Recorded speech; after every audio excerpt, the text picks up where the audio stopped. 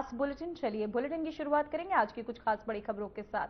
देहरादून में आयोजित एक विशेष कार्यक्रम में उत्तराखंड लोक सेवा आयोग द्वारा अर्थ और संख्या, कृषि उद्यान और महिला सशक्तिकरण एवं बाल विकास विभाग में चुने गए 178 अभ्यर्थियों की नियुक्ति पत्र सौंपे गए, जहां मुख्यमंत्री पुष्कर सिंह धामी ने सभी चयनित उम्मीदवारों को नियुक्ति पत्र देते हुए उनके नए सफर की शुरुआत पर उन्हें शुभकामनाएं दी। आपको बताते चयनित अभ्यर्थियों के नए अर्थ एवं संख्या विभाग में कृषि विभाग के 12, उद्यान विभाग के 30 और महिला सशक्तिकरण एवं बाल विकास विभाग के 19 उम्मीदवार इस दौरान शामिल रहे। इस दौरान आपको बताते चले सीएम ने क्या कुछ कहा, चलिए आपको सुनाते हैं।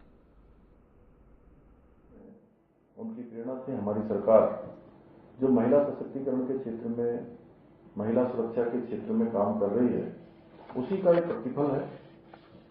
परंतु मेरा मानना है कि जब तक हम इस संख्या को 50% तक नहीं पहुंचाते, तब तक हमारा लक्ष्य अधूरा रहेगा, पूरा नहीं माना जा सकता।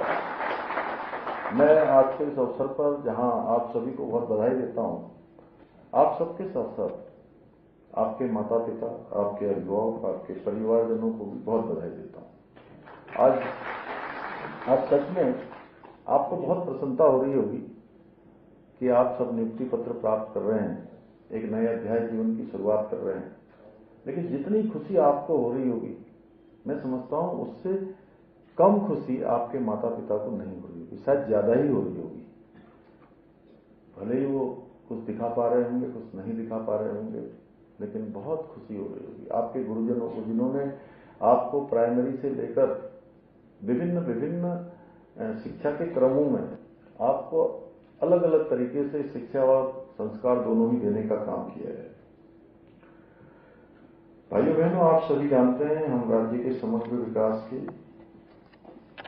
लिए प्रभावी नियोजन को लेकर काम कर रहे हैं, और किसी भी राज्य का नियोजन तभी अच्छा हो सकता है, प्रभावी हो सकता है, जब हम सब लोग ठीक प्रकार से काम करें, जिसमें अच्छी गुणवत्ता हो, अच्छा विश्वसनीय और समयबद्ध रूप से आंकड़े उपलब्ध हों। क्योंकि आंकड़ों के बिना न तो हम योजनाओं को बना सकते हैं और न ही उनकी सफलता और असफलता का ठीक प्रकार से हम मूल्यांकन कर सकते हैं। और सरकार की प्रत्येक योजना की दिशा, गति और परिणाम का निर्धारण आंकड़ों पर ही संभव होता है। इसलिए अर्थ एवं संख्या विभाग से डेटा संग्रह, विश्लेषण और अध्ययन के नोडल विभाग के रूप में काम करता है।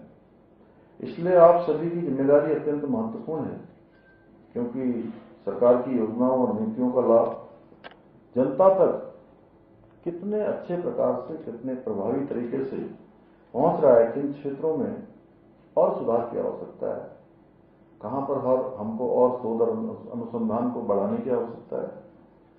और ये सभी दायित्व अब आप सबके कंधों पर है, आप सबकी जिम्मेदारियों में है। भाइयों बहनों, आप सभी को याद होगा, जैसा अभी मेरे से पहले बोलने वाले वक्ताओं ने बहुत संक्षिप्त में लेकिन गागर में सागर भरने का काम किया है, किस प्रकार से पहले जो भर्ती परीक्षाएं होती थी उसमें कितने बड़े पैमाने पर धांधली होती थी, पक्षपात होता था, नकल होती थी, भ्रष्टाचार हुआ करता था, और जो योग्य उम्मीदवार होते थे, जिनके अंदर प्रतिभा, क्षमता और योग्यता होती थी, उनको अवसर नहीं मिल पाता था, प्रतिभाओं का निरादर होता था, गरीब माता पिता के बेटे और बेटियों का एक तरह से उनका हक मारा जाता था, उनकी हिस्सेदारी समाप्त कर दी जाती थी, और भर्ती प्रक्रियाओं में भी काफी लंबा समय लगता था। और इस देरी का फायदा उठाकर भ्रष्टाचारियों के द्वारा रिश्वत का खेल खेला जाता था, नकल माफिया हावी रहते थे। और हमने इसी समस्या को ध्यान में रखते हुए बहुत गंभीरता से नकल माफियाओं पर अंकुश लगाने के लिए देश का सबसे सख्त नकल विरोधी कानून लागू किया। उसी का परिणाम हुआ कि पिछले 4-4.5 वर्षों में 26,500 से भी अधिक हमारे भाई बहनों को नौकरियां प्राप्त करने में सफलता प्राप्त हुई। आप लोगों को मैं ये भी बताना चाहता हूं कि पिछले 4 वर्षों में जितनी नौकरियां हमारे राज्य के युवा भाई बहनों को मिली हैं, अगर उसका पूरा हिसाब लगाएंगे तो राज्य गठन के पश्चात और पूर्ववर्ती सरकारों के समय से ये 2 गुने से भी ज्यादा है। 25 साल राज्य स्थापना के हमारे पूरे हो गए। इस वर्ष हमने राज्य स्थापना का रजत जयंती वर्ष के रूप में हमने इसका आयोजन भी किया, जगह जगह कार्यक्रम भी किए। परंतु ये जो दुगने से इन 25 सालों में जो तो वहीं देहरादून के राजभवन में एक विशेष कार्यक्रम के तहत उत्तराखंड के मुख्यमंत्री पुष्कर सिंह धामी ने व्यक्तित्व और कर्तृत्व पर आधारित पुस्तक का विमोचन किया गया। कार्यक्रम में मुख्यमंत्री पुष्कर सिंह धामी मौजूद रहे, जहां कार्यक्रम में सीएम ने राज्य के विकास, सुशासन और जनता के प्रति अपनी प्रतिबद्धता को रेखांकित किया। इस दौरान सीएम ने क्या कुछ कहा, चलिए आपको सुनाते हैं। मुझे बाल्यकाल से ही प्राप्त हुआ और अनेक राज्यों में अपनी सेवाएं उन्होंने दी। उत्तराखंड ने राज्य स्थापना से लेकर बहुत पहले से लगातार राज्य को गति देने का काम उनके माध्यम से हुआ। मेरे अभिभावक श्रद्धेय कोश्यारी जी, टपकेश्वर महादेव मंदिर के पूज्य संत कृष्णगिरी जी महाराज, विश्वेश्वर जी महाराज और सभी आए हुए सभी अतिथिगण, कल्पना जी, हमारे मंत्री आदरणीय गणेश जोशी जी, विधायक ब्रजभूषण जी, सविता जी, सभी यहाँ पर हमारे पार्टी के भी और विचार के भी और हमारे अधिकारीगण, सभी विभिन्न क्षेत्रों में काम करने वाले सभी महानुभाव। मैं सबसे पहले तो आज के अवसर पर आप सभी का स्वागत करता हूं, सबका अभिनंदन करता हूं और बधाई देता हूं इस पुस्तक की लेखिका। और सच में मेरा लेखिका से, संभावना से कोई परिचय नहीं था और मेरे को जब वो मिली तो उन्होंने मुझे कहा कि मैं एक पुस्तक लिखना चाहती हूं। और मैं सच बताऊं तो मैंने उसको कभी बहुत समय दिया भी नहीं और ये मेरी मां से कई बार मिलके आ गई। मुझे लगता है कि जितनी इसमें जानकारियां ज्यादा लिखी हैं मेरे को पता नहीं, मैंने अभी पुस्तक पढ़ी भी नहीं है। मेरी माताजी ने जितना इनको बताया होगा उस आधार पर इन्होंने पुस्तक का संकलन किया, लिखा और आज इसका विमोचन भी हो रहा है। और मुझे ये भी नहीं पता था कि महामहिम महोदय ने ये समय कब दे दिया। सच बताऊं तो मैं आज बहुत संकोच कर रहा था कि अब मुझे बाद में पता लगा कल ही कि पूज्य प्रमोद कृष्णम महाराज आचार्य जी भी आ रहे हैं, चिदानंद जी भी आ रहे हैं, श्रद्धेय कोश्यारी जी का भी नाम उसमें मैंने कल ही देखा रात को। मैं नैनीताल था, मैं सीधे वहां से आ रहा हूं। तो मैं सब बधाई जो है संभावनाओं को देता हूं और धन्यवाद करता हूं रूपा पब्लिकेशन व प्रभात प्रकाशन के प्रतिनिधियों का और आप सभी का कि आप सब आज इस अवसर पर यहाँ उपस्थित हुए और आप सब ने विशेषकर संभावना का प्रोत्साहन किया है। उसको चूंकि एक पुस्तक आज लिखी है इसने, आगे और बहुत सारी पुस्तकों का ऐसे संकलन करेगी और एक अच्छी वक्ता भी है, अच्छी कवि भी है। वो बहुमुखी प्रतिभा की धनी है। मैं दीदी आपका भी और सभी लोगों का, मनु जी आप भी दिखाई दे रहे हैं, सुरेंद्र मित्तल जी भाई साहब दिखाई दे रहे हैं, सबका धन्यवाद करता हूं। बस इतना ही मैं कहना चाहता हूं कि मैं, हाँ ये बिल्कुल सच है कि आचार्य जी की जब संभावना मेरे पूज्य पिताजी के बारे में और उनके नाम को यहाँ से ले रही थी तो सच में मेरे अंदर बहुत भाव आ रहे थे और ऐसा भाव मेरे अंदर इस बार पहली बार बहुत ज्यादा आया। मुझे लगा कि मैं जब अपने गांव गया जहां मैं पैदा हुआ और 4 साल का मैं था, वहां से इधर मतलब नीचे खटीमा आ गए तो मुझे बताया कि 12 घंटे पैदल चलना पड़ता था, तब गाड़ी मिलती थी वहां से। अब मैं सोच रहा हूं कि मैं 4 साल का था, मैं 12 घंटे कैसे चलाऊंगा। तो फिर मुझे थोड़ी थोड़ी याद है, एक बार मैं जहां पैदा हुआ और जहां से मेरी मां का मायका है, वो कलानी छिना के पास है, एक नयाल गांव बोलते हैं वहां। तो वही अब 4 साल, उसी 4 साढ़े 4 साल जो भी होगा, जैसे गाय के पीछे बच्चे जाते हैं ना, छोटे छोटे बछड़े, छोटे वाले जो दूध पीने के लिए मां के पीछे पीछे दौड़ते रहते हैं, वैसे ही हम लोग दौड़ा करते थे। ऐसा जीवन था। और जाते जाते एक जगह एक कुटिया होती थी बाबा की, मतलब मैं पूरी तरह से नहीं, लेकिन मुझे वो स्मरण हो रहा है कि कुटिया के पास एक छोटी सी गाड़ जैसी थी, नाला जैसा, गधेरा जिसको बोलते हैं, गाड़ गधेरे, गाड़ से भी छोटा था। पानी पीते थे, साफ स्वच्छ पानी आता था। शाम का समय होगा, माँ मायके जा रही थी, मैं भी पीछे पीछे जा रहा था। तो वो तो कूद मार के आगे को निकल गई, मैं कूद मारते समय मैं गिर पड़ा पत्थर, और पत्थर में मेरे सर में ये भी निशान है अभी भी, ये बचपन का निशान है मेरा। और कोई दवाई नहीं, कोई कुछ नहीं, उन्होंने अपनी धोती फाड़ी, मेरे सिर में बांध दिया, और एक जो है वहां पर बाद में निशान चढ़ा दिया, कहा कि भगवान इसको छल न लगे न लगे, और मैं ठीक हो गया। मैंने कोई दवाई भी नहीं ली। तो मैं अभी जब ये हुआ कि सब जगह मैं चला गया हूं, जगह जगह मेरी कोशिश रहती है कि अपने मित्रों के यहां भी जाऊं, महाराज जी आपके यहां भी आना है मुझे, आप बहुत दिनों से मुझे कह रहे हैं। और मैं ऐसा मानता हूं कि ये जो कल की धाम है, कलिकाल के जितने दोष हैं उनको मुक्त करने का एक बड़ा धाम है, इसलिए वहां तो आना ही है।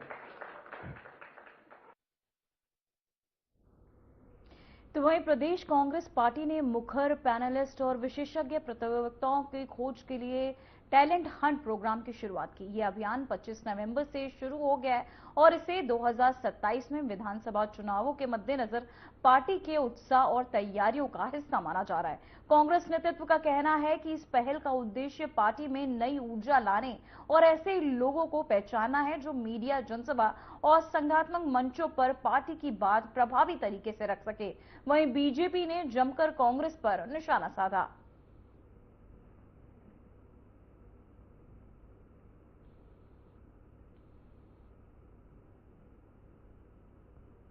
देखिए, सही बात तो यह है कि कांग्रेस एक सुपरफिशियल ढंग से काम कर रही है। कुछ चेहरे हैं जो पहले से सक्रिय हैं, पुराने हैं, तो वो ऊपर ऊपर राजनीति में कहीं दिखाई पड़ते हैं, लेकिन जब हम नीचे की ओर जाते हैं तो वहाँ कांग्रेस कहीं दिखाई नहीं पड़ती है, धरातल पर नहीं है। तो जैसे उन्होंने संगठन सृजन की बात की, मैं उस शब्द से मुझे बड़ा आश्चर्य हुआ कि संगठन का सृजन करना मतलब कोई नई चीज खड़ी करना, इसका मतलब संगठन था ही नहीं, तो वो नए सिरे से संगठन खड़ा करने की बात कर रहे हैं। तो संभवतः उसी की कड़ी में ये आगे को बढ़ रहे होंगे, लेकिन वो संगठन सृजन तब कर रहे हैं जब चुनाव सर पर खड़ा है। जब तक वो संगठन को सृजित करेंगे तब तक चुनाव निकल के भाजपा की झोली में जा चुका होगा। तो कांग्रेस की हालत जो है धरातल पर बहुत अच्छी नहीं है, और अब जाके वो हंट कर रहे हैं, हंटिंग कर रहे हैं कि साहब कोई व्यक्ति हमको कहीं मिले जिसका हम उपयोग कर सकें।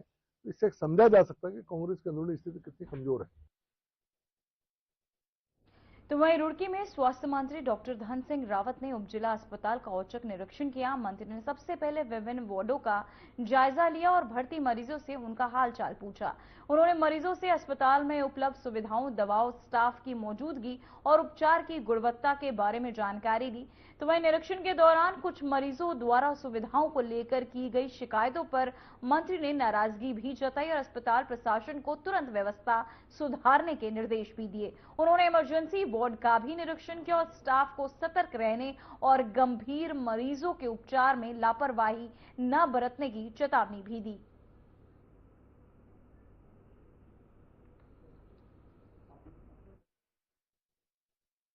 देखिए, आज मैं उप जिला चिकित्सालय रुड़की में आया हूँ और हमारे सीएमओ की भी और हमारे सीएमएस की भी डिमांड थी कि यहाँ हॉस्पिटल के लिए अलग से कुछ अतिरिक्त धन देना है, तो लगभग 3.5 करोड़ रुपया हमने दिया है। यहाँ पे अब ब्लड बैंक की भी बिल्डिंग बन गई है, वो भी बहुत जल्दी हम शिफ्ट करने वाले हैं। और आज मैं देख रहा था कि यहाँ पे मरीज बहुत आ रहे हैं, तो अब यहाँ पे एक क्रिटिकल केयर ब्लॉक भी देने वाले हैं। आज जगह का लिए मैंने अपने तहसीलदार का रेस्टोरेंट को बोला है, तो अगर जैसे जगह मिल जाएगी तो एक हम यहाँ पे क्रिटिकल केयर ब्लॉक भी देने वाले हैं।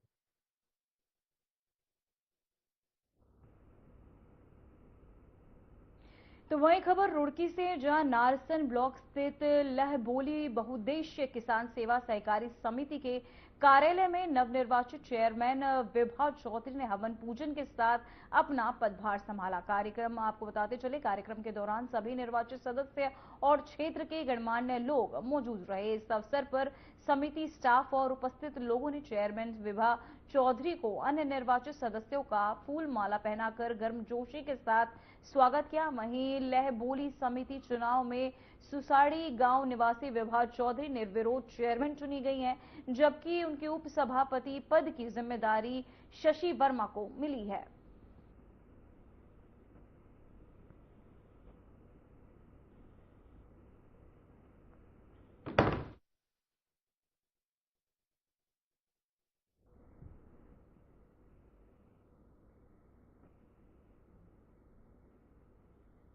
तेज रफ्तार ट्रक अनियंत्रित होकर सीधे एक घर में घुस गया। हादसे में घर को भारी नुकसान हुआ है। गनीमत रही कि जिस समय ट्रक घर में घुसा, परिवार के सदस्य सुरक्षित स्थान पर थे, वरना बड़ा हादसा हो सकता था। वहीं स्थानीय लोगों के मुताबिक बीते एक महीने में ये दूसरी घटना है। खनन से जुड़े वाहनों की तेज रफ्तार, ओवरलोडिंग और रात में अनियंत्रित संचालन से क्षेत्र की सड़कों को संभावित खतरे में बदल दिया गया। लोगों का कहना है कि रोजाना खनन वाहनों से दुर्घटना हो रही है, लेकिन प्रशासनिक स्तर पर कोई ठोस कार्यवाही नहीं दिख रही है।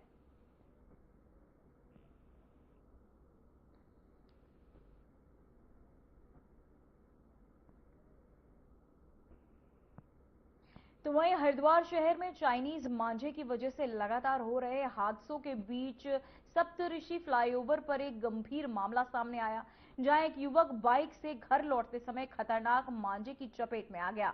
मांझा अचानक उसकी गर्दन पर उलझ गया और धारदार धागे ने उन्हें गंभीर रूप से घायल कर दिया। घायल युवक सड़क पर गिरते ही मौके पर मौजूद लोगों द्वारा तुरंत प्रेम अस्पताल पहुंचाया गया, जहां कई टांकों के साथ उसकी गंभीर हालत में इलाज जारी है।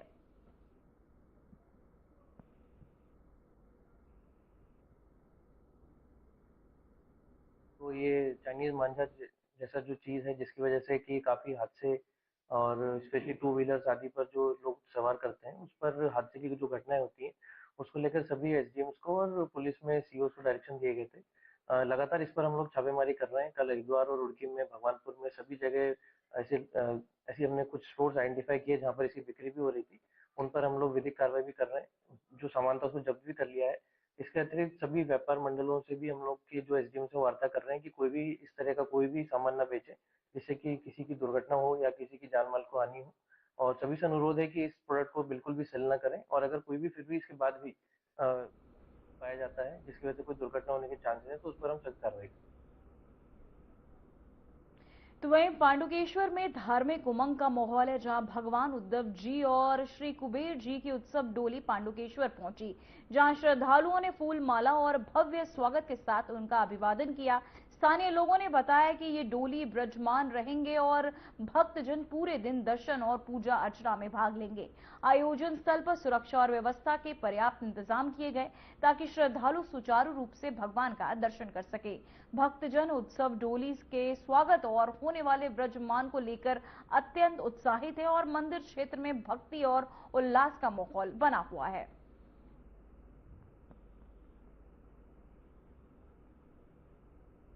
तो वहीं चमोली में किसान मशरूम की खेती से आर्थिक रूप से समृद्ध हो रहे हैं, जहां स्थानीय काश्तकारों ने बताया कि लगभग 1.60 लाख के निवेश पर उन्हें 10 लाख तक की वार्षिक आय प्राप्त हो रही है। कृषि विशेषज्ञों के अनुसार मशरूम की खेती कम निवेश और कम समय में अधिक लाभ देने वाली कृषि गतिविधियों में शामिल है। इससे न केवल ग्रामीण अर्थव्यवस्था मजबूत हो रही है, बल्कि रोजगार के अवसर भी सृजित हो रहे हैं। प्रशासन और कृषि विभाग ने किसानों को परीक्षण को लेकर, लाभार्थियों को लेकर ये दौरान खेती में उन्नति करते नजर आ रहे किसान। तो वहीं देहरादून में वरिष्ठ पुलिस अधीक्षक ने वीसी के माध्यम से सभी अधिकारियों और थाना प्रभारियों के साथ समीक्षा बैठक की। बैठक में एनडीपीएस एक्ट से संबंधित लंबित और पार्ट लंबित अभियोगों की समीक्षा की गई। सभी थाना प्रभारियों को नामजद अभियुक्तों की अवैध संबंधी चिन्हित और त्वरित कार्यवाही करने और विमोचना का समयबद्ध निस्तारण सुनिश्चित करने के निर्देश दिए गए।